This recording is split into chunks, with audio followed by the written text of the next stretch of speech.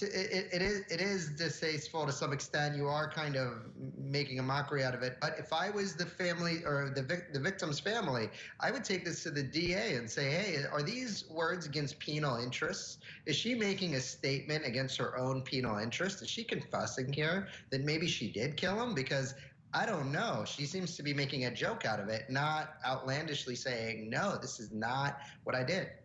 Yeah, you know, some of our viewers felt the same way. Let's go to our next comment. It comes from Brian. I'm going to go on a limb and say that she did not consult with counsel before doing this. I think that's a fair statement, don't you think, Matthew? Absolutely, absolutely. You mean you right. wouldn't advise your client to do something like that, Matthew? I would absolutely advise my client to not do this. I know.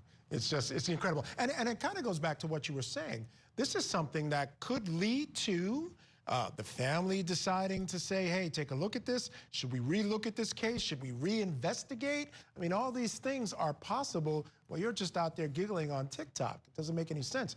Our next comment comes from Brenda Moss. She knows she got away with it for now. The past does come back to get people, though. And yeah, there it is. That's what I'm saying. You know, she's playing games. She may be feeling comfortable. She may even be trying to rub something in, you know, the Tiger King's face. And he's done some interviews recently, even some here on our great network. Who knows what her motivations were, but she certainly couldn't have been thinking. I agree. I absolutely agree. She's playing with fire here, okay? If you did get away with it, Carole Baskin, if I were you, I would just not say anything, right?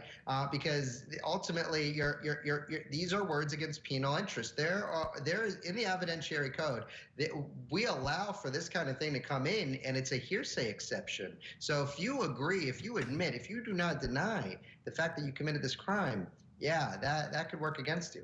Well, she actually does deny it. Let's see the video again real quick. Can we do that?